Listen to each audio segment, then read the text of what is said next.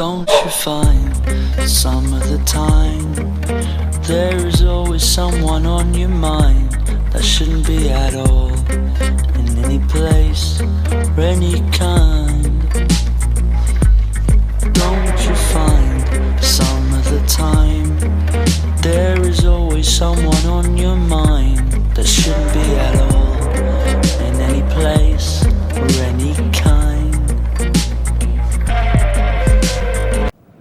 It was a cold winter's morning on the island of Soos. The wind on the ground, hard with frost.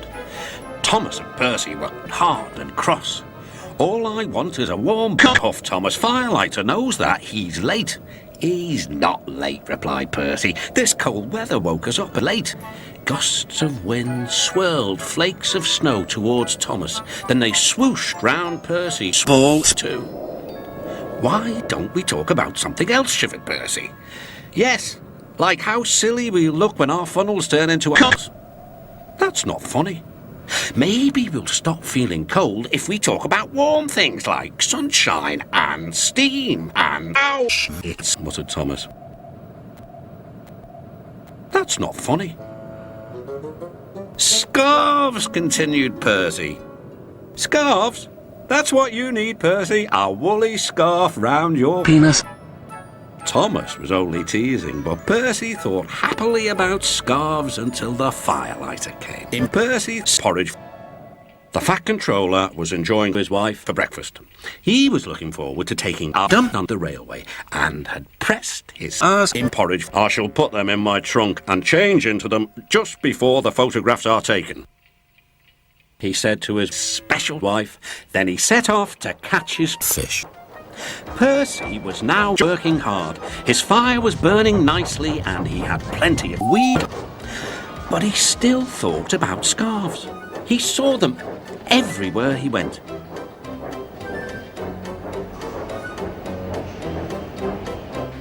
My cot's cold, he puffed. I want a scarf. Rubbish, Percy, said Henry. Engines don't wear scarves. Engines with proper cots do, replied Percy. You've only got a small one. Before Henry could answer, Percy puffed away. Henry snorted cocaine. He was looking forward to pulling the penis. It was time for the photographs. Everyone was excited. The Fat Controller was waiting on the platform for his trousers. They were in a trunk amongst a big load of crap. The porters were snorting lights.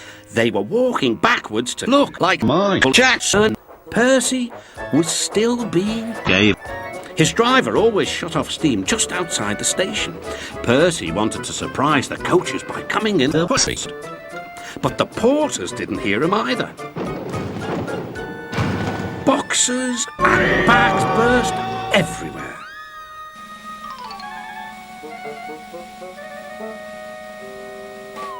Oh! groaned Percy.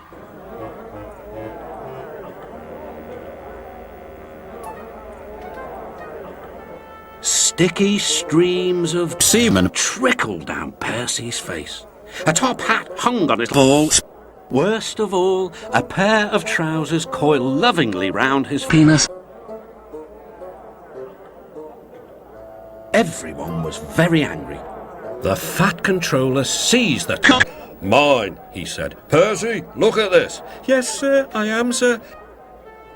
"My worst trousers, too." "Yes, sir, please, sir." "We must pay the passengers for their spoiled clothes, and my trousers are shit. I hope this will teach you not to fuck the coaches."